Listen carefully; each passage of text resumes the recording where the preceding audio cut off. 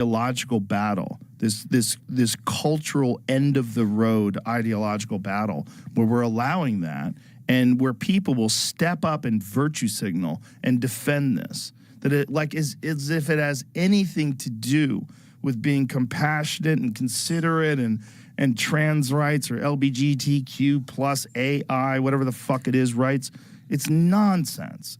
We are a society that needs a real problem, and we are fixating on these fucking very strange issues and deciding that we're going to correct all the inequities and inequality in the world by allowing these people to express their truth. And you're encouraging mental illness. You're encouraging virtue signaling. You're encouraging mass ideology, this ideological capture of an entire culture where people know things aren't true. You know it's not right. You know it's not accurate. You know it's not scientifically true. And yet people have to espouse these certain things because if they don't, they'll be labeled transphobic. I mean, it's so fucking wild. And I never thought it was going to happen I think the worst example is when male prisoners can somehow weasel their way into women's prisons. There's a shit ton of them in California. Yeah, no, that's... California, like, there's more than 40 of them that have made their way into prisons. And there's hundreds of them that are under review right now. It's crazy. They go to prison and get women pregnant. So that not only are they saying that they're females, but they don't have to do anything other than say they're females. They don't have to take estrogen. They don't have to get their balls cut off. They don't have to do anything. They don't have to do anything. Because I'm a female. Oh, well, we don't want to fuck with you. We definitely want you to go to the place where you're allowed to live your truth. Patricia, get in there and start fucking. It's crazy. It's crazy. And one of them was a guy who is a fucking murderer. You know, the thing about these people that identify as females, like they did this study on inmates that identify as female and want to be moved over to female prisons. There was a large number of them that were sex offenders. Yeah, it's wild. So sex offenders, and I mean, how many of them have fucking fake names? How many of them are in prison for fraud? How many of them have a fake Rolex? And meanwhile, they're a real woman. Can't question that. Oh. Criminal aliases, that's beside. Gender is everything. Gender. It's just like the fucking Trump card of the world is gender. It's just like, what is happening? What is going on? It's such a weird time. Yeah, no, it's an interesting time to be raising kids too, and you see what they come home kind of hearing. I mean, I feel pretty fortunate where we are. Yeah, it's a little different in Texas, but not totally different. You know, my daughter was going to school with this one girl who would get angry if you did not call her they or them. And she wore makeup and, you know, she looked like a girl. But if you said her, it's like, you're playing games here. Like, this is a game. Yeah, it's like, and even if a person says, look, I'm going to do my best to remember this if it really makes you feel better, but you can't override, like, your entire lifetime of regular pronouns and remember that you're a they, not a she. Also, you're a biological female and you're wearing makeup and a dress. So this is all nonsense. Yeah. So we're playing a stupid pronoun game. You know, who would have ever thought? If I came to you 20 years ago and, dude, in 20 years, pronouns are going to be a real issue, you'd be like, what the fuck is wrong with you? That doesn't even make any sense. I can safely say, I would say, I'm going to take the under on that one. Pronouns? That's going to be the problem? I remember when Fallon Fox first started fighting women in MMA, and then it turned out that for the first two fights, she was saying that she was a biological. Well, she wasn't telling them that she was biologically male. She just said that that wasn't important. That you shouldn't have access to her medical information. This is a medical issue. There's no one's business but hers. And I was like, that is just straight bullshit. Like, that is so crazy. And the pushback I got on that, I was like, whoa, what is going on? And this was like 2015, 2016, something like that. I never would have imagined we would get to the point where this is like a public issue throughout the entire world. And that you're dealing with trans athletes wanting to compete in and then dominating female sports, breaking records. I mean, someone quoted there's these two trans athletes that were competing as females in Connecticut, and they were saying that if you looked at their times, like that their times, like if you take like an elite female runner, like who's that woman's name? Jackie Joyner Kersey? Yes, who's like one of the elite female runners. Yeah. High school boys beat her time all the time. That is wild. Yeah.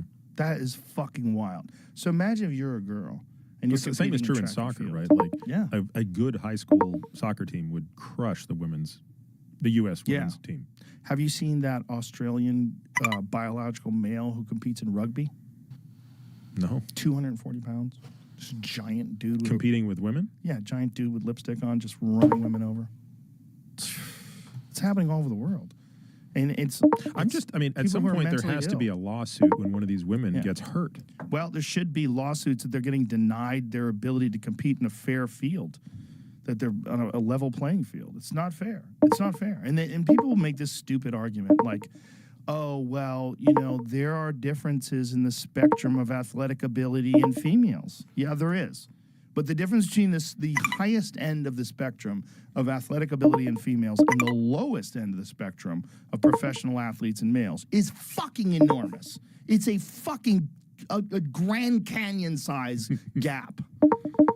It's like these dorks that have never competed in anything before. Those are the ones that are proponents of this, because they think of it as like social justice and social change, and like you don't even know what the fuck you're asking for. You're literally asking for people to cheat, because that's what they're doing. They're cheating. They're sandbagging. Like we get sandbagging all the time in martial arts. You'd get someone who entered into the white belt division, and you're like, that guy is not a fucking white belt. Like, because people like to win. They just want to win. It's all the time. In pool, you know what people would do in pool? Not only would they, because there's like these rating systems, so there's certain people that are such pieces of shit, they will enter into tournaments and lose over and over and over and over again on purpose, and play like shit on purpose, so that their rating is really low. And then they can enter into a tournament, and then they get a handicap against someone who's a player of their caliber. So in certain leagues, like say if you and I were playing in a league, there's a bunch of different ones now. I'm not sure how the Fargo rating goes, but there's other leagues that, like I used to play in a league back in the day, and say if I was better than you because my number is higher than you, I would have to either give you games on the wire, or if we're both going to like race to 7, I would have to go to 7, but you would have to go to 5, or something along those lines. And in some places, you actually have to give a spot. But so people would lose on purpose just so they can get that, and so they can maybe win a tournament, just because they want to win. People are gross. They like to cheat. And the idea that isn't factored into this at all, the possibility that people just want to win and want to sandbag, and then also that no one's factoring in the psychological reality of people getting extraordinary attention for doing this, for transitioning, and then for competing and being so brave. And yeah, they get hate. But people love to concentrate only on the hate. They get a lot of love. They got a lot of love from a lot of fucking insane liberals out there who are literally out of their mind and don't understand sports and don't understand competition and are just saying things because Twitter said it. Didn't the swimmer at Penn get like athlete of the year or something? Wasn't I could have sworn she was like female athlete of the year at Penn or something like that. Well, didn't the Biden administration give like woman of the year to some person who's a biological male? Like we're living in a weird time, man, because there's things that people do today that they're not doing it because it makes sense. They're doing it because they know it'll get attention. They're doing it because they know that a certain very rabid, very vocal, very aggressive group of people will support it. It's very strange. But it's also psychologically, when you look at it, like, oh, this makes perfect sense. I see why they would do that, and you see the people that are doing it. Like, I just love it when it falls apart. Like that fucking wacky person who's non-binary, who's working for the White House, who's stealing women's clothes. Do you know about that person? No. You know that person? No. Sam Brinton was in charge of, was it nuclear waste disposal? Something for the Department of Energy. And this person who has a shaved head and a fucking goatee and a beard also wears makeup and women's dresses and was stealing women's luggage multiple times from airports. So would go to the airport and then would grab somebody else's bag, take it and take their clothes out and just start wearing it. And got caught doing this and said, oh, I didn't know. But meanwhile, I'd taken the clothes out of the luggage and left it in the hotel room. Yeah, and then they got him on camera stealing luggage from another airport. And then like, hold on, we think there's a fucking pattern here. And then there was a woman who was a designer from Houston that saw him wearing her dresses at an event. And she's a designer who's very specific, one-of-a-kind clothes. And there's photos of him wearing those dresses and her wearing those dresses. Like, it's like they're just playing this weird diversity and oppression game. It's very strange. Can you imagine going back to our earlier discussion about like 100 years ago, what the problems were then, right? Like, and again, one of the things I think about is, like, it's easy to say, because I don't have any other reference for it, that we're living in the weirdest time. But I don't know if that's true, right? Like, I don't know if political discourse is as bad today or is worse today than it was in the past. I think it's different, right? But subjectively, is it worse? I'm curious. I want to believe it's not. Have you ever had George Friedman on the podcast? No. He's actually from Austin. I don't know him, but I'd like to meet him at some point. He's an author, and he wrote this book called The Storm Before the Calm. Super interesting book. He lives out here? Yeah, he lives out here. I actually have reached out to Lawrence Wright, who also lives here, to see if he can introduce me to him. But it's a fascinating book. He's Hungarian, I believe, but has lived in the U.S. for many years. And this book, what is the name of the book again? The Storm Before the Calm. And I read it like about 6 months ago and was beyond blown away. And he writes about these macro cycles that lead to enormous transition in U.S. history. Because again, we're such a young country, right? 250 years old or barely that, right? And basically there were two cycles, and I believe one cycle, so there's like a political cycle and a social cycle, and one of them occurs roughly every 50 years, one of them occurs roughly every 80 years, and he goes through each cycle. So what creates the tension, the pressure, the break point, the rebuild. But what he writes about in this book is, look, this is the first time we're coming up to both cycles happening around the same time, like roughly 2030. And so what he's saying, like, everything that we're going through right now, politically and socially and economically, is actually pretty predictable. And here's what's interesting. He wrote the book, I believe, pre-2020. Whoa. So a lot of what he said was kind of going to happen is already happening. It's super interesting. And the implications for 2024, 2028 in terms of, kind of presidential stuff is interesting, because obviously a lot of it has to do with different administrations and things like that. So what is he predicting is happening? So he thinks we're coming to the end of a cycle where basically the current political and social structure has exceeded its utility, right? So politics, I don't think anybody would disagree that politics has basically lost its service, right? Like the people aren't benefiting from their politicians anymore. So why is that? Well, so let's go back to the last cycle. So he said the last cycle was Jimmy Carter into Ronald Reagan, right? And so Carter was the last of that cycle, which was kind of super big government. And then Reagan ushered in, obviously small government, but also lots of military spending. And, what he says is, actually, I'm trying to think. I don't think he actually predicts exactly what's going to happen in the next cycle. But what he says is all of the kind of discourse that we're seeing now, where basically there's nothing that's really bipartisan anymore, that's going to lead to kind of a breakdown of the system where I'm trying to think how he describes it much more eloquently than I can. The gist of it is he says that the next president to be elected will be kind of the last of the cycle. So that whoever's elected in 2024, he thinks is kind of the last of the current system we have. And we will, again, it's hard for me to imagine this is true, but what he's basically saying is it will no longer be kind of the elite class running the country. Because, you know, that's obviously what we do right now, right? We have a pretty elite class that runs Yeah. the country.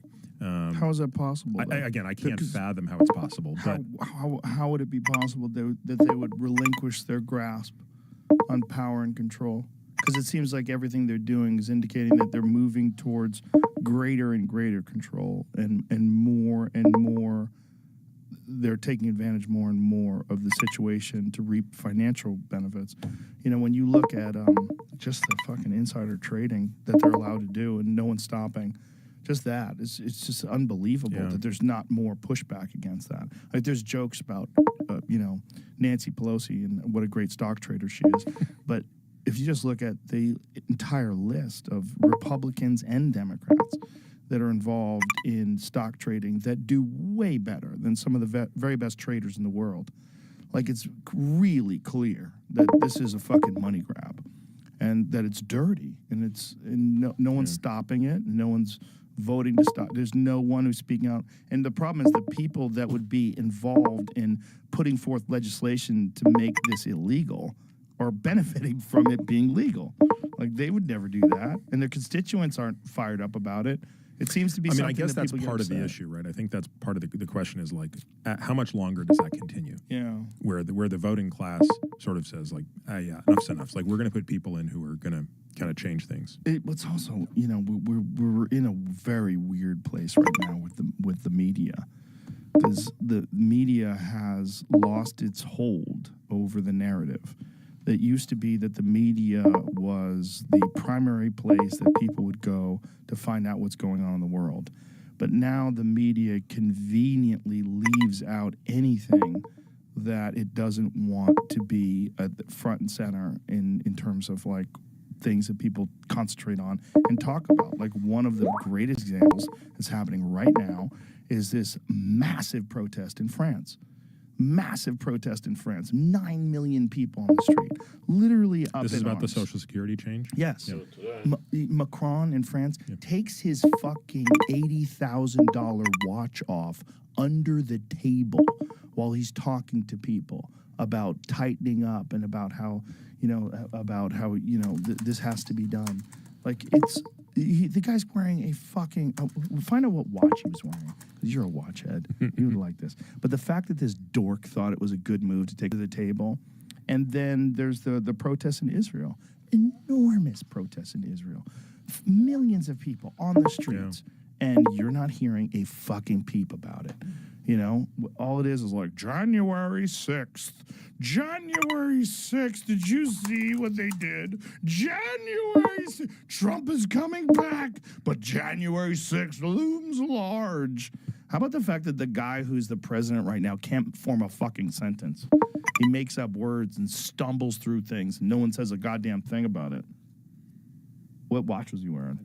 I'm looking. France said that this is the cost of the watch is fake news. So I'm trying to dig through. Oh, do you buy it used? Well, So then it's not more. 80,000? Yeah, if you're buying it used, it's going to cost more. Sometimes, right? Oh. Depends on the watch, right? Yeah, most of the time now. Yeah. Isn't that weird? People like used watches. Well, I think it's just that the watch, the big four, right? Yeah. You So tell what is that that? I don't know if you can tell. Beautiful watch. I mean, it's hard to tell. Very from- thin. It's a very thin watch. Removes luxury watch during interview. So does it say what kind of watch? Some wrongly claimed it was worth up to 80,000 pounds or $86,000. But Elise Palace said this was not correct. Well, what's the fucking watch? Tell me what the watch is, you criminals. So he took the watch off. Good job. He took the watch off during his interview about his the controversial pension changes. That is fucking hilarious. What a douchebag. There you go. Oh, here it is. Oh, it's a Bell and Ross. Yeah, it's no way it's that much. That's not that much. Which is personalized with a coat of arms. Okay, let's do that. Let's Bell and Ross BR V192. I don't think that's like a $10,000 watch, if I had to guess. Oh, no, that's not right. That one says 482. 2,200. Is that the same watch? It looks different. BRV 192. Click on that. That's also possible. They're just telling you that's what the watch is. Yeah, that's not the same watch. Okay. That's definitely not the same Yeah, watch. it's like it was blue. That's it right there. Steel. Yeah. But Is that it? Is that the maybe. same thing? Not necessarily. Yeah. Not necessarily. It's just definitely not with Dakota arms. Look, on it. let me see that image again. Go back to that. So I'm looking at that, and then scroll out. No. Right. Yeah, there you go. Maybe that might be the watch. But what I'm looking at, Then why would though, you take it off? I'm looking at those circles. Go back to that image, please. I'm looking at those. Is that maybe? Doesn't it look like there's something at the bottom of it? Like there. Yeah. Yeah, wouldn't it be funny if it was a tourbillon? Right. Explain tourbillons to people. It's a device that basically allows for completely equal rotation of the gears of the watch, independent of the angle of the wrist. Yeah, people don't understand that a watch like what I'm wearing an Omega Seamaster. It's very accurate, but it's more accurate in certain positions in terms of like how the mechanical winding of the watch works. And a tourbillon, it doesn't matter where you're at. It's perfect. I saw a Grand Seiko tourbillon that was like $250,000. That looks like the same watch, right? Yeah, okay. That is probably the watch. So yeah, that is a lie then, because that's like a $2,000 watch. That looks like the watch, doesn't it? Yeah, it just says instead Yeah, of that's the Bell 6, and there's Ross. something else Yep. right there. Yeah, that's it. That's a Bell and Ross. Yeah, that's it. So it's like a $2,000 watch. It's a very nice watch, but it's it's not an $80,000 watch. I took mine off. Still funny that he took it off. You took yours off. Well, you weren't looking. I took my arm under the table and took it off. What do you wear? A Speedmaster? Speedy. Yeah, that's hilarious that he did that though. Like, why would he do that? That's a dumb move because it's not even that expensive a watch. It's a nice watch, but Yeah. but still, But it draws more attention when you take it off. shows what a cunt he is. He's like, oh, I gotta take this watch off. Then he decided he had to take the watch off. It's fucking funny. That's funny. But meanwhile, you go to CNN. Are they talking about that? Go to CNN and see if CNN is showing go to the front page of CNN and see if they're showing front and center the massive protests in Paris or the massive protests that are in Israel right now. There's a shooting today, so they're talking about that. Yeah, of course they are. Yeah. Oh, well, that's horrible too. There was some Christian school. Is there anything in there about the protests in Israel, or is it all the No, shooting? it said Israel protests right on top. Live updates. Israel protests. What about France?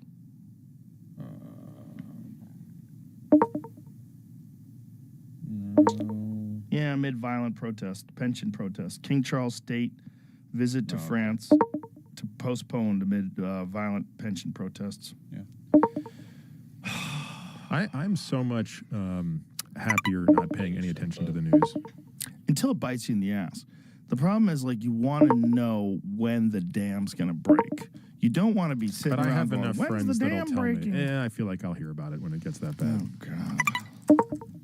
I think that way sometimes, too. But I can never pull myself to actually not think about it because of marijuana.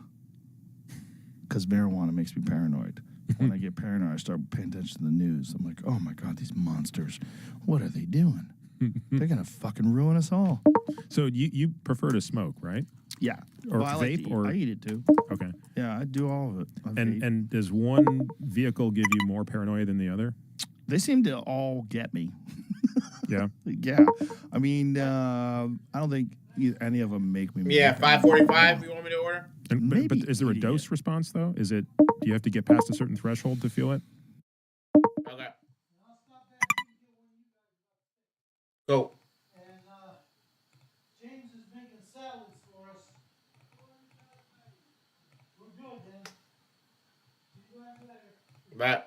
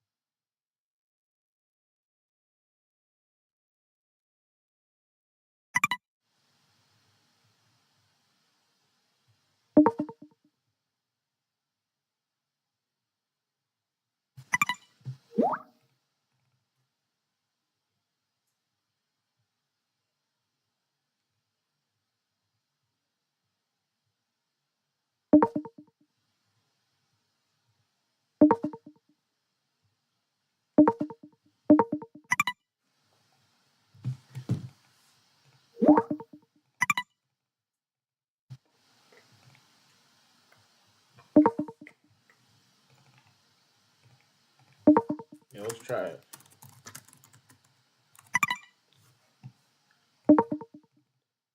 Let me get a.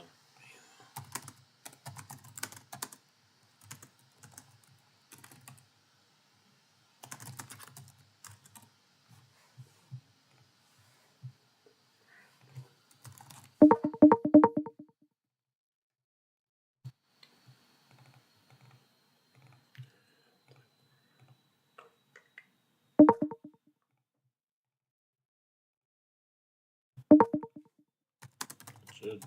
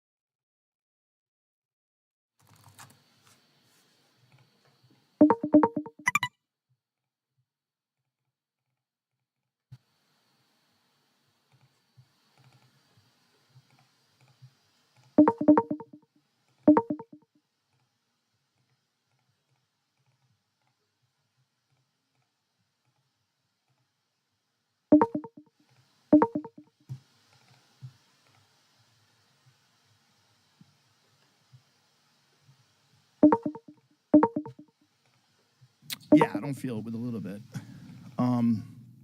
The problem is I like being paranoid. I really enjoy it. I enjoy the fear.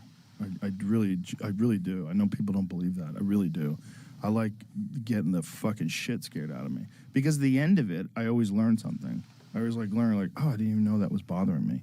Or I didn't know that I was really freaking out about this. Or I didn't I think what marijuana does that a lot of people say makes me paranoid.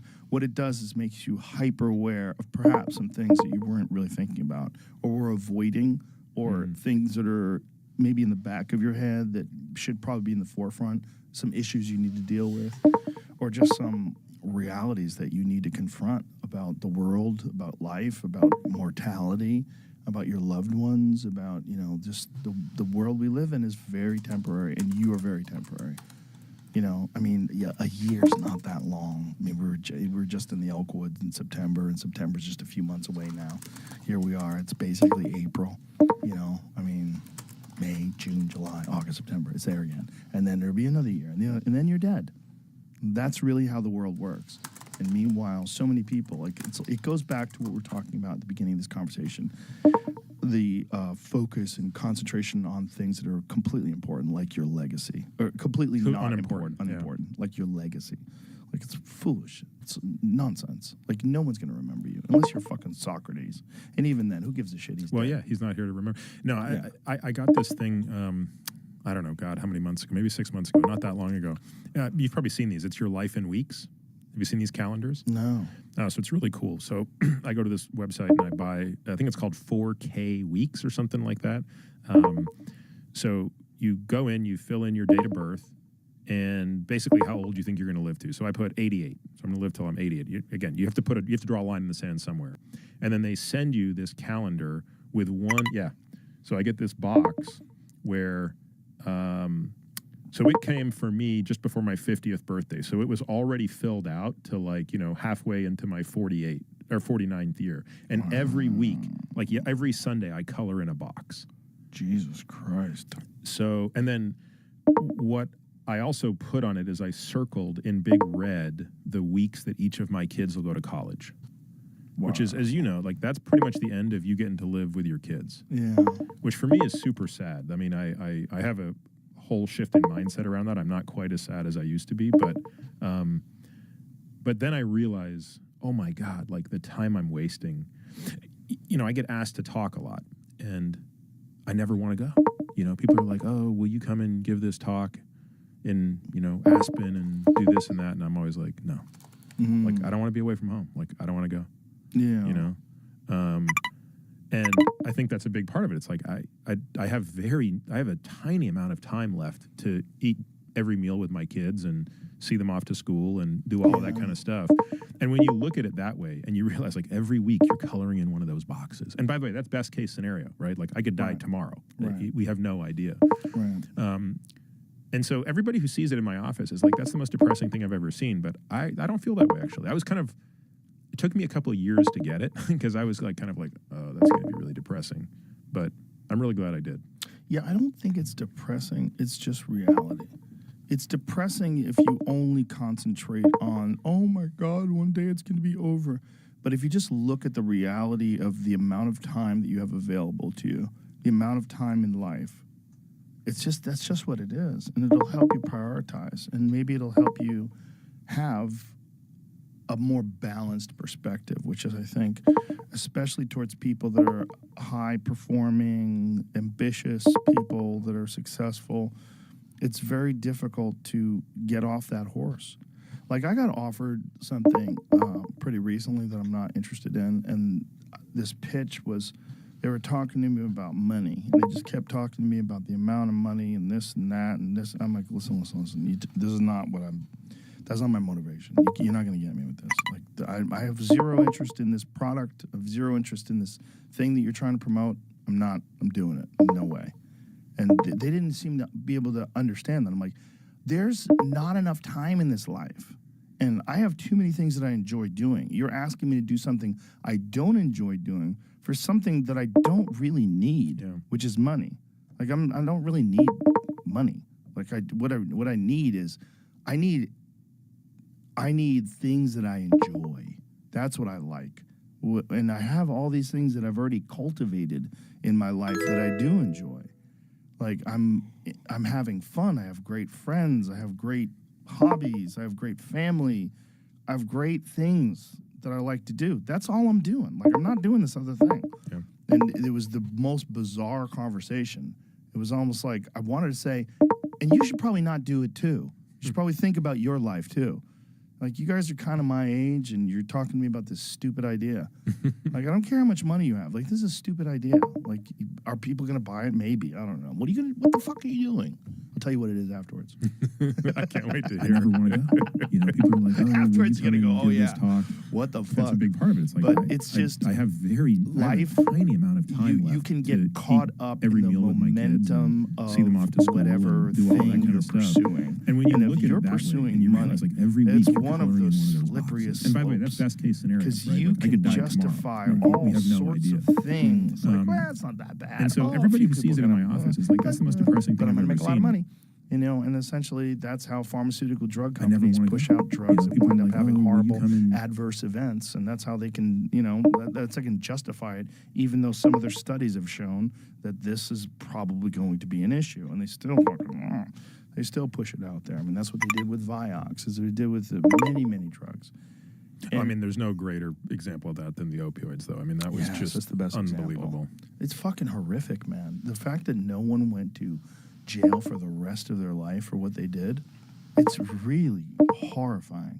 If you think about the things that people go to jail for, and the fact that that family, the Sackler family, what they did, and what the lies that those people who made those drugs told in terms of their addictive properties, in terms of, you know, what they're going to do to people, it's fucking insane. How many people have died? I mean, how many people die every year? Well, so I did this analysis a while ago looking at what we call deaths of despair. So how many people die every year from the big three? So suicide, accidental poisoning, so that's accidental overdosing, and alcohol-related death. So, you know, drunk driving, cirrhosis, things like that. And that number is going up at about 25% a year. That's insane, by the way. Nothing goes up at 25% per year. Like, not, you know, bad things in health and medicine go up at like 2 to 3% per year. That number is going up at 25% a year, and the overdose part of that's going up at about 50% per year. The suicide and alcohol part's not going up quite as fast. In fact, suicide of the three is going up at the least clip.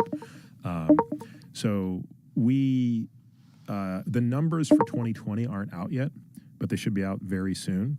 In fact, they might be out now. I haven't looked in a month, but it will, I suspect, be a little bit over 100,000 U.S. deaths from accidental poisoning. So these are people who are, you know, so they're either taking a drug that they don't even know is laced with fentanyl, right? So they're taking, you know, a counterfeit Ambien or a counterfeit, you know, Valium or something like that, or a counterfeit opioid itself, like, you know, oxy of some sort. You know, or people who are just, you know, taking a drug but take too much of it not knowingly or something like that. I mean, it's hard to believe. It's hard to believe that by up to about the age of 55, soon it'll be 60, this will be the leading cause of death. Jesus. Especially for men. Why especially for men? Do men take more drugs than women? Yeah, men are disproportionately affected by deaths of despair. Really? Why do you think that is? You know, it's super interesting. I don't know. Did you hear Sebastian Junger on Barry Weiss's podcast the other day? No, I didn't. It was really good. I mean, I think Barry's just incredible. I think She's great. I sent her an email after, and I was like, how is it that in 1 hour you can get more interesting information out of a person than I can get in 4? Her rant with that little fatso Brian Stelter. Did you ever see that rant that she did about the world gone mad? No. It was this back when he was so phosphorylated over CNN not being as popular as Joe Rogan? Yeah. Yeah. I don't know how I missed that because I heard everybody's rant on that. It was so good. He's so gross. But it was the world gone mad, and he was like, "How is the world gone mad? In what way?" And she went on this fucking amazing rant. See if you can find it. I want to see that. It's really wild. It's really excellent. While he's looking, I want to just come back to this point though, because to answer your question. So, let's see. I have it. I just was waiting for him. Yeah. Go ahead. Okay, which Millions of Americans who aren't on the hard left or the hard right who feel the world has gone mad. So in what ways has the world gone mad? Well, you know, when you have the chief reporter on the beat of COVID for the New York Times talking about how questioning or pursuing the question of the lab leak is racist, the world has gone mad. When you're not able to say out loud and in public that there are differences between men and women, the world has gone mad. When we're not allowed to acknowledge that rioting is rioting and it is bad, and that silence is not violence, but violence is violence, the world has gone mad. When we're not able to say that Hunter Biden's laptop is a story worth pursuing, the world has gone mad. When, in the name of progress, young school children, as young as kindergarten, are being separated in public schools because of their race, and that is called progress rather than segregation, the world has gone mad. There are dozens of examples that I could share with you and with And your you viewers. often say, you say everyone allowed. sort of knows this, and You say we're not allowed, we're not chasm able. between- Who's the people stopping the conversation? Who are they? people that work at networks, frankly, like the one I'm speaking on right now, who try and claim that, you know, it was racist to investigate the lab leak theory. It was. But I mean, who let's said just that at take an CNN? example. But I'm just saying that when you say allowed, I just think it's a provocative thing you say. You say we're not allowed to talk about these things, but they're all over the internet. I can Google them. I can Brian, find them let's- everywhere. I've heard about every story you Of mentioned. course. So I'm just suggesting, of course, people are allowed to cover whatever they want to cover. But you and I both know, and it would be delusional to claim otherwise, that touching your finger to an increasing number of subjects that have been deemed third rail by the mainstream institutions and increasingly by some of the tech companies will lead to reputational damage, perhaps you losing your job, your children sometimes being demonized as well. And so what happens is a kind of internal self-censorship. This is something that I saw over and over again when I was at the New York Times. LOL, dummy. Yeah. Yeah. No, she's amazing. So anyway, She's amazing. So And- so Sebastian was on there, and they were talking about men basically have a total absence of danger in their lives, and he talks about how I'm sure you've read Freedom, which is a book that he wrote, kind of his last book. Yeah, I had him on right afterwards. I didn't read that all the way. I only read the first few chapters reading, but I really love Tribe. Yeah, Tribe or Step Up. I mean, these are Yeah. amazing things. And he talks about how basically, look, we kind of spent most of our evolutionary lives with real risk. And he argues that paradoxically that made us happier. Right? Like being in war, even though war itself is bad, the sense of camaraderie and the dependence that you have on another person, right? Like, you know, again, I've never been in war, so I can't speak to it, but just listening to the way others have spoken about it, it's like, if you and I are in war together, I trust you with my life and vice versa. And he argues that that is so absent today that, you know, you're seeing a lot more thrill-seeking behavior that is just basically engineered risk. And there's just a lower sense of purpose. And I think he argues that women are less susceptible to this in large part because, at least historically, one of the most dangerous things a woman can do is give birth to a child. I mean, the historical mortality of childbirth is enormous. And therefore, they're probably, again, these are broad generalizations, but certainly the statistics don't lie, which is that men are disproportionately subjected to these types of deaths. It's interesting what causes people to experience despair, because Jordan Peterson sent me a statistic yesterday. Here, I'll send it to you, Jamie, because it's really kind of disturbing. It's essentially saying that 30 women that hit the age of 30, that 50% of them now have no children, and 50% of them will never have children, and that 90% of them are going to regret it, which is really horrible. Like, if you really stop and think about that, 90% of them regretting it. Here, I'll send this to you. The epidemic, not there. Okay, no, unfortunately, it's a video. I'm not going to watch it. It's like 1 hour and 18 minutes. But that statistic alone, that 90% of them are going to regret not having children. You know, that there's a series of biological switches that go off in a person's life.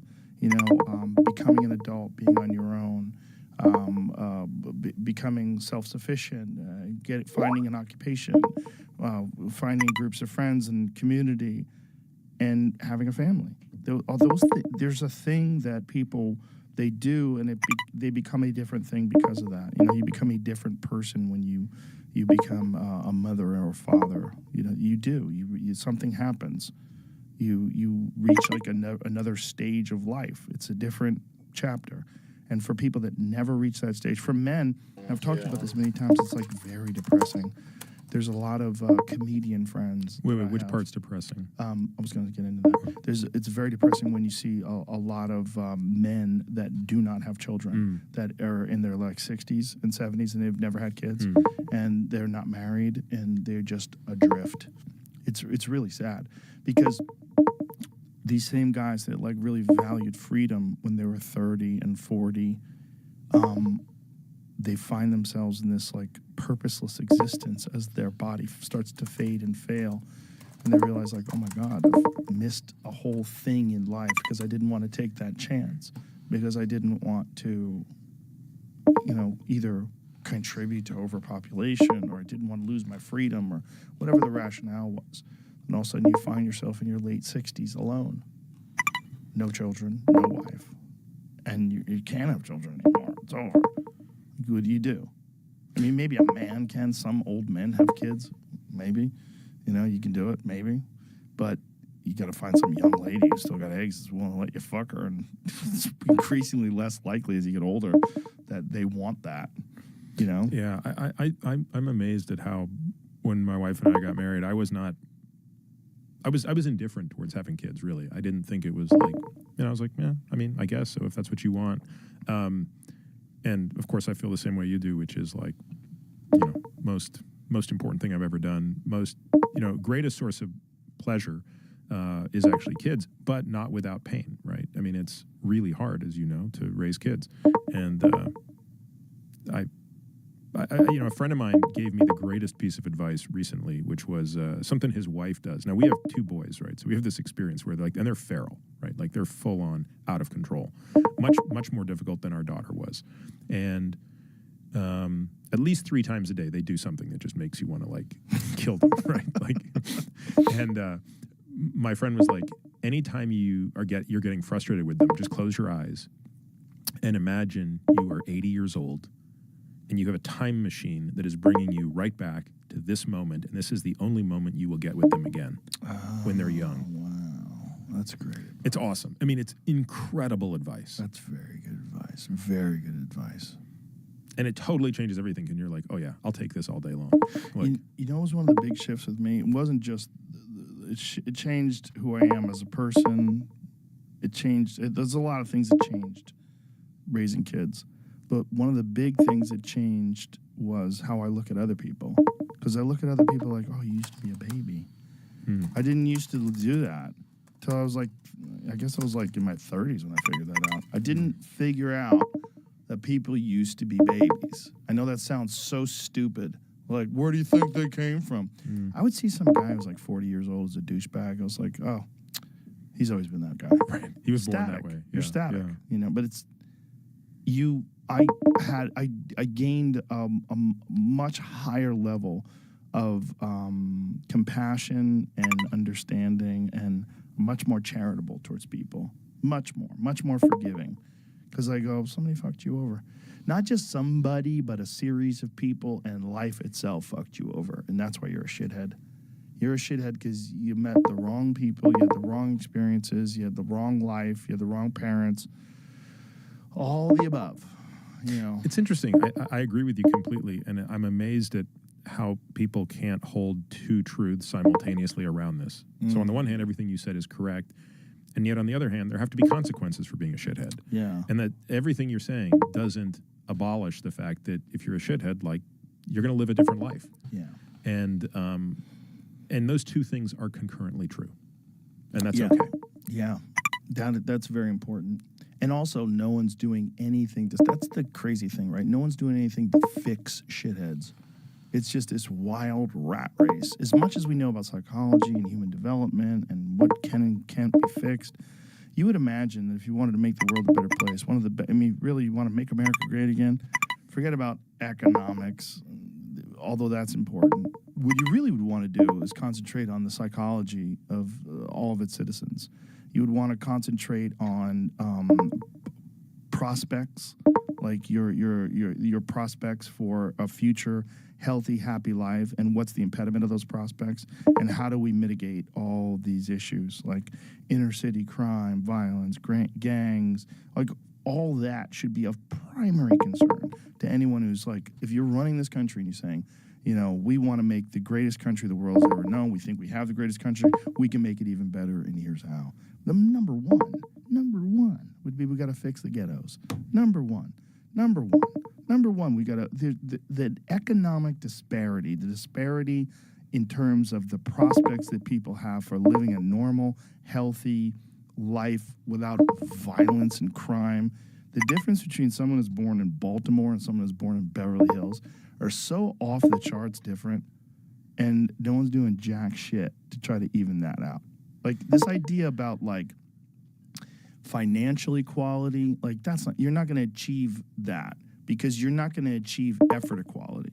There's certain people who are just going to always work harder than other people. This idea of, like, we need to redistribute. I was watching this maddening conversation where this fucking dork was trying to say that all money over $3 million that a person makes should be taxed at 90%. Like, that's great for you to say, because you're never going to make $3 million, you fucking idiot.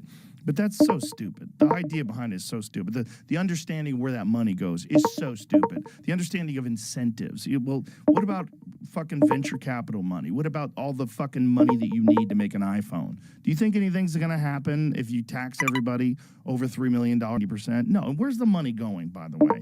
It's just going to some fucking magical fairy who's going to evenly distribute it to everybody else, and we're all going to live a great life? Get the fuck out of here. You're just going to empower the government to steal money. That's what you're going to do. It's so dumb.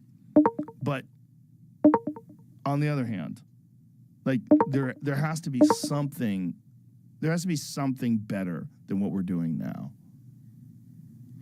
Yeah, I think about this a lot, just out of personal curiosity, and I have to tell you, like, this stacks up in the column of things for which I don't have any intelligent thought. For all I think about this and read about this, I mean, theoretically, I have ideas, right? But in terms of what you're asking, which is actually the implementation, what would you actually do, right? What do you have to do in East Baltimore to make it different? And how much of it is policy and how much of it is not policy? Because let's look at some really obvious examples. Having two parents in the household, game changer in terms of difference. Game right? changer. Game changer. So if you have a father or you don't have a father in the home, totally different. There's no policy that fixes that, right? There's no policy that fixes that, but there are certain things you can take Well, that yes, you can do that can mitigate that. Sure, incarceration changes, all sorts, Community, like having community centers, having outreach programs, Yep.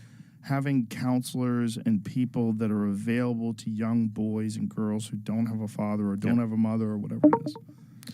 Yeah, so I don't know. It is upsetting. There's no question. It's very upsetting. And it's also upsetting when you see how much money we have to send to Ukraine.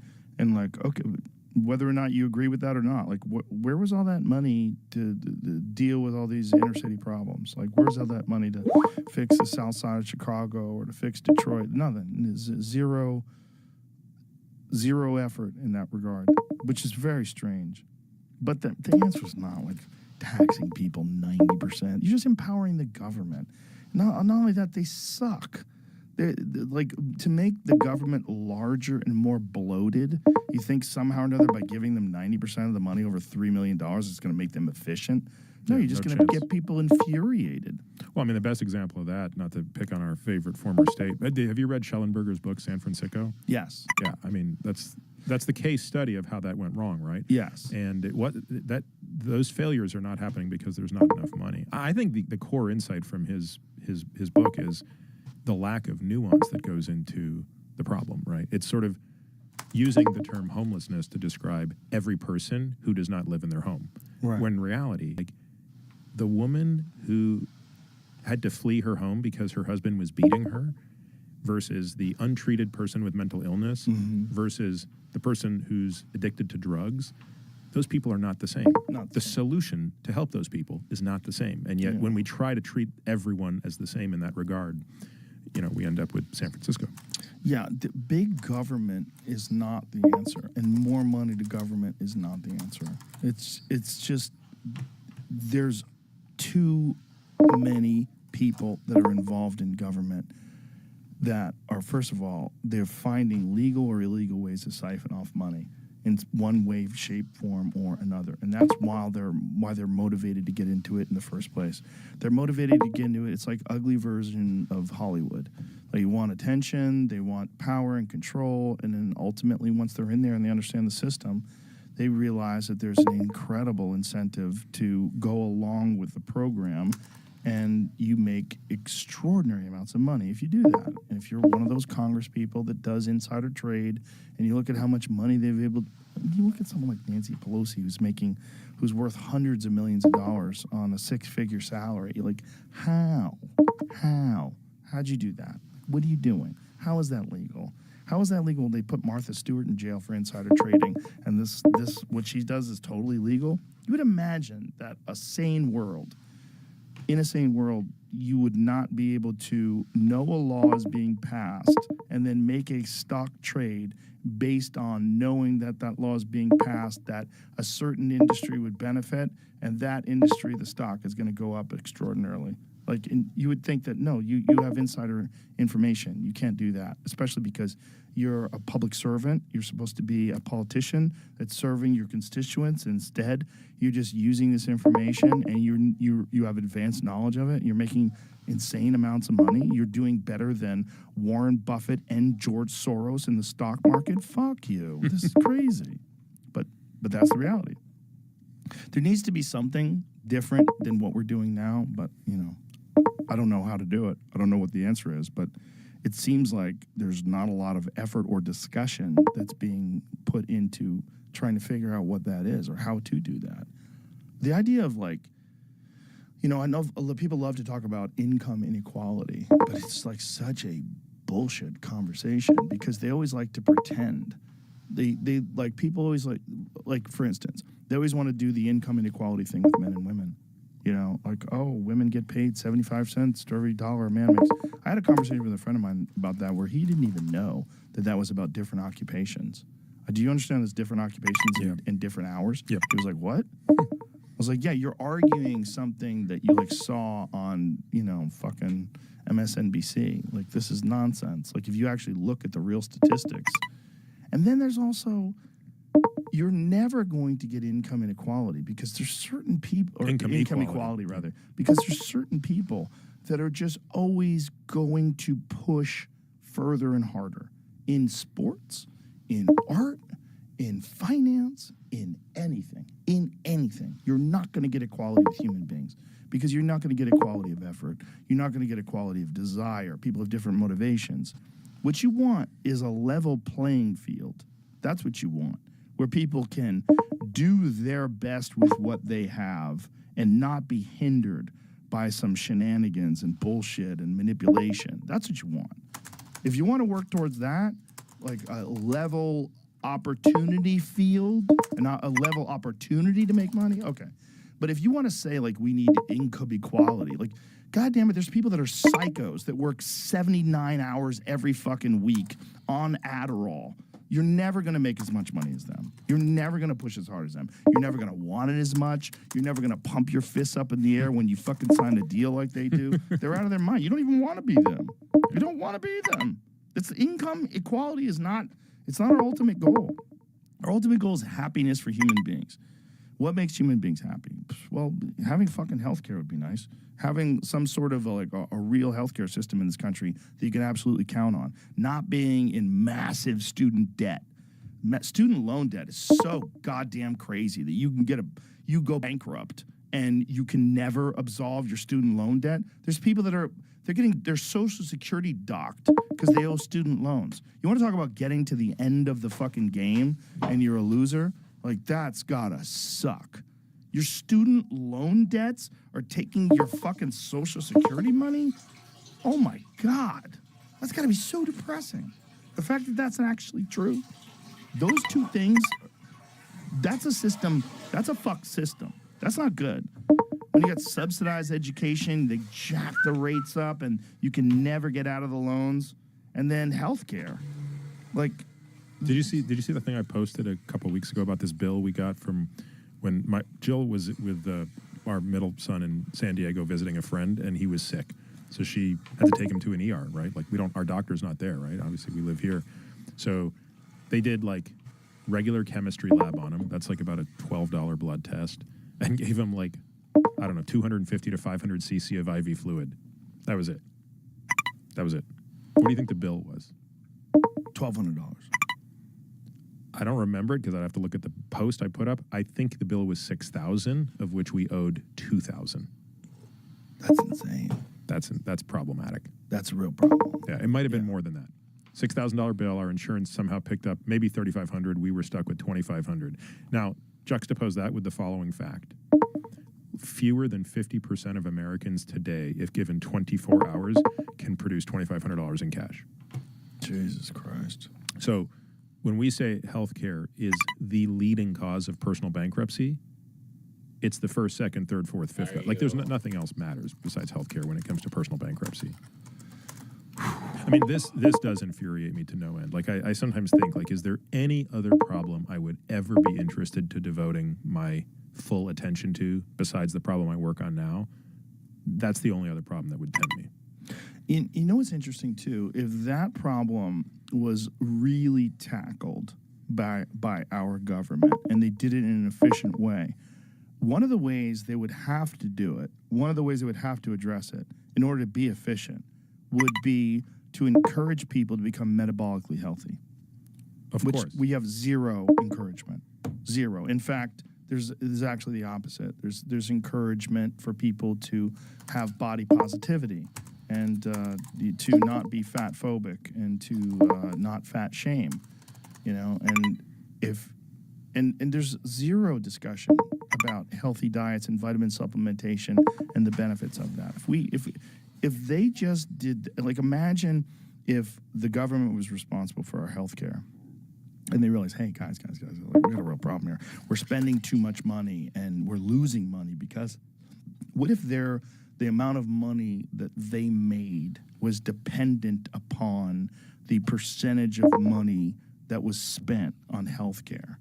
Like, imagine if politicians, if their salary depended on the, like... See, but I fear that would still get screwed up because then they would just cut costs, right? Like, I feel like... What if that wasn't an option, though? What if, Well, like, the there problem was, is like, we a have to standard cut, of we care? have to cut costs. This is the problem, right?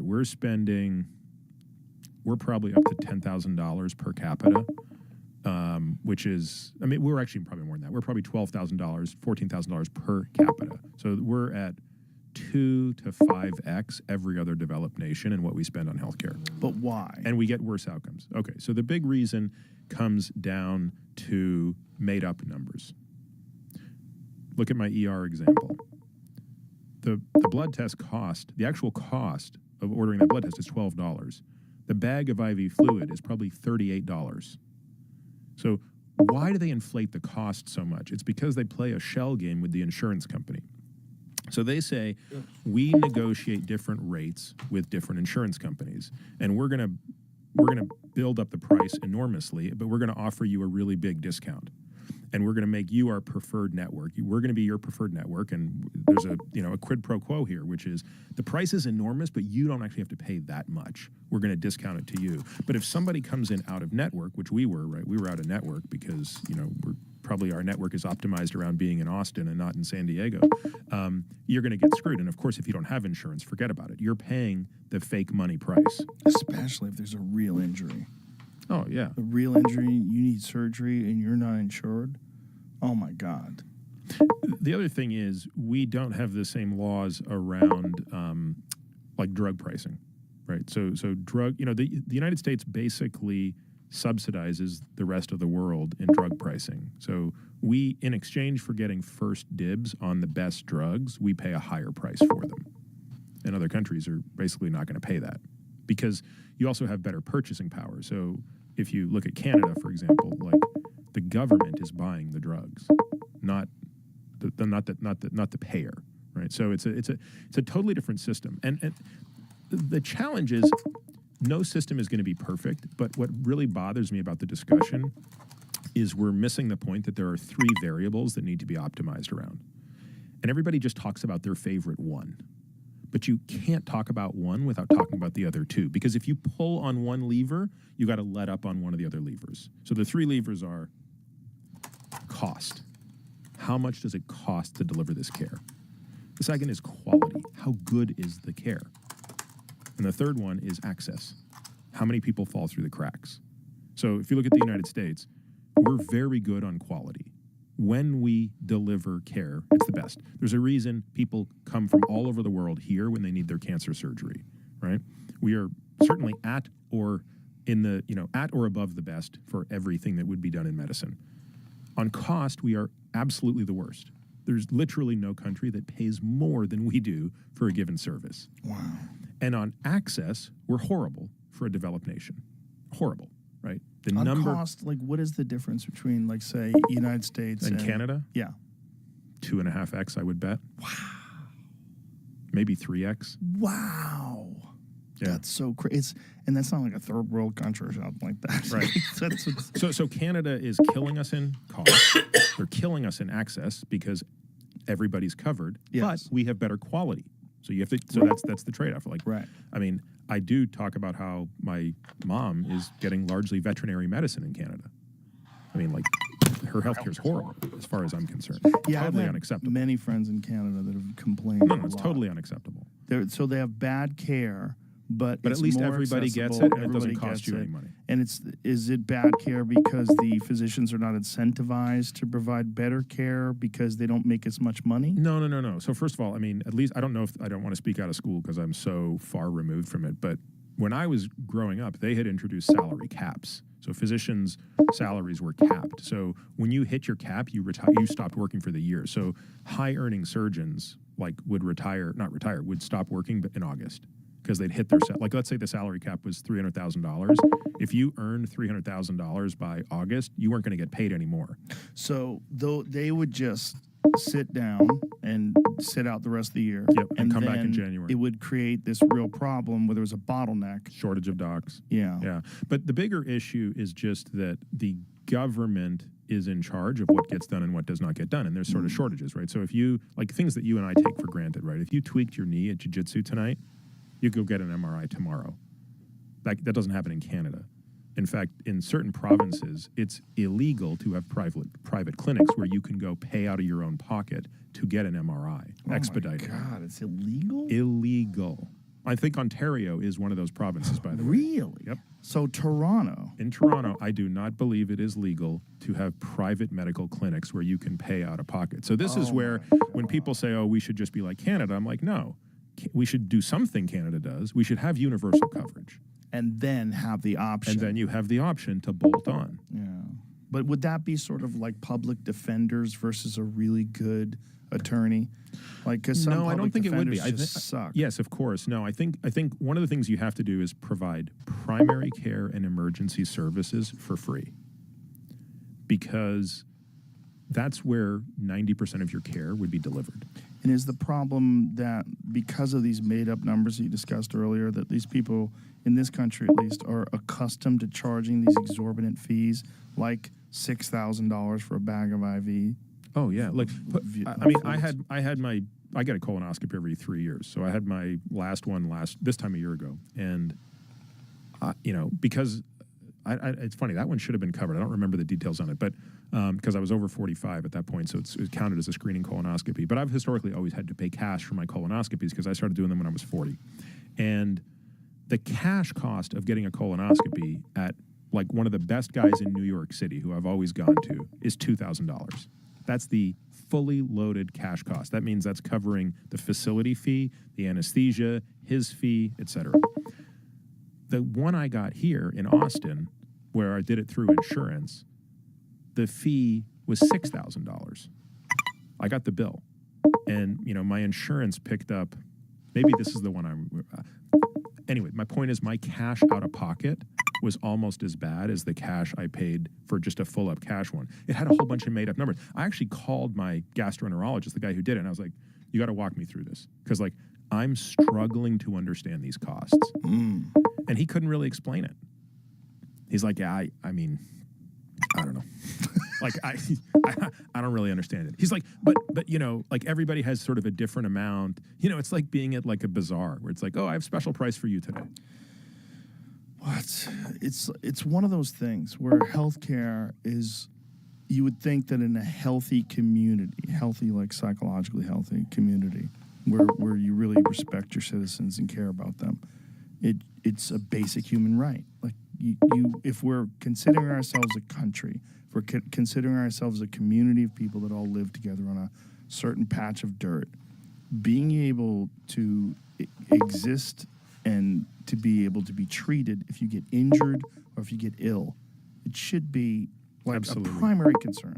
No, I think it would be one of the most important rights that we should have. That's one, and the other one should, like, what is the negative about educating everybody?